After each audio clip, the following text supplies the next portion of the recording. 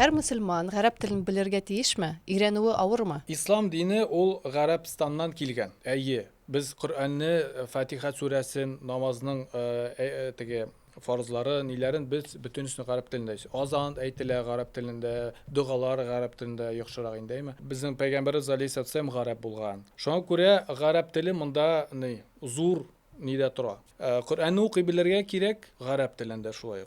Urus tilida, tatar tilida, boshqa tilda tugul. Chunki ol tarjimasigina biz tege nishib aytib originalni o'qirga tiyish, bilirga tiyishmiz. Bu farz bo'lib tura har bir musulmonga. Ham qaybirlar o'ylaylar, men mana g'arab tilini o'rganasim kela, Qur'onni anglar uchun. G'arab tili ol shulay shit til, ingliz tili, fransuz tili, boshqa til kebek ol shit til. Аны o'rganuv yillar kerak. Qur'onni bulayg'ini anglab bo'lmaydi. Azra g'arab tilini bilasizlar, bitta men Qur'onni anglab yo'q.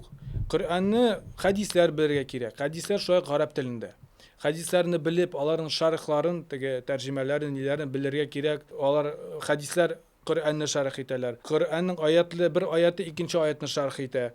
Onları Kur'an'ı anlar için şu neler, şiirler, şiiri fenni öğrenirge gerek Arap diline. Çünkü onlar Garaplar onlar bik usta şiir yazatran bulganlar. Krasnarечий deb aytik. Hem başkalar. Şuna göre Qur'onni anglar uchun 10 yil bo'yi sarf etirga ko'rmayman. Qur'onni bilir anglar uchun bizga jita onun so'zliklari, onun tarjimalari, masalan, smyslovoy переводлар deb aytaymi. Shunga ko'ra bizga shu negina kerak, ma'nosini anglarga kerak.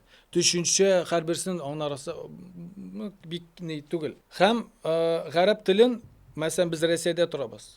Kishi g'arab tilini o'rgana, ul bik durust tugul deb o'ylayman. O'zimcha qarayim, chunki men Misrda, Egiptda o'qib qaytdim. Anda g'arab tili bilmishi sen yashay olmaysan. Anda g'arab tilin o'rganirga farz. Chunki sen сөйләшәсең анда сәүдәләр белән, мәчеттә кешеләр белән сөйләшәсең, мәсәлән, фатир мәсьәләсе буенча бүтән җирдә гәрәп теле. Кибетләр язылган, бүтәнесе син гарәпчә сөйләшәсең, санарга гарәпчә кирәк, әйтергә гарәпчә кирәк. Монда фарз булып тора. То есть вынужденно дип әйтик. Ә монда вынужденно түгел. Син монда гарәп телен онытасың.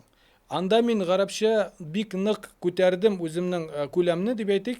Мин анда хәтта Рәсәй турында сөйләйдем. Без сөйләшеп, көлешеп, сөйләшәйдек, остазлар белән бергә утырышып өстәлдә нидә. Мин бик яхшы беләйдем анда. Монда Рәсәйгә кайткач онытып беттем.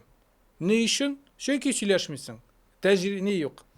Тәдрибат, практика юк дип әйтик. Әйе. Юк.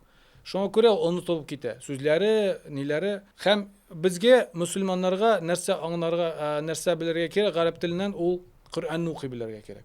Тәҗвид, гәрәп теле әлифбасы, шул тәҗвид кагыйдәләре һәм тәҗрибә. Укырга. Күп дәресләр бар, үзем дә мин оннан артык ел буе тәҗвид алып барам Qur'onni укытырга. Мин шул 24 дәрес эчендә кешене Qur'онга бастырам дип әйтергә була иншалла. Даже әзрәк була. 17 дәресләрдә дә, 13 дәресләрдә дә шулай укып китә иделәр. Шуңа күрә һәр бер мөселман укырга тиешле Qur'onni гәрәп телендә. Манамысы фарыз.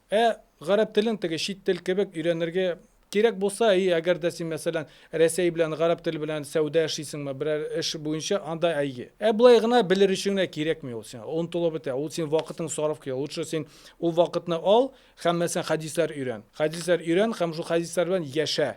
Шул хадислар белән мугамәлә кыл, гыйбадат кыл дип әйтик инде. Шул Qur'on белән, ни белән, Qur'on ятла һәм шул Qur'он буенча яшә. Шуңа күрә менә минем шундый фикер.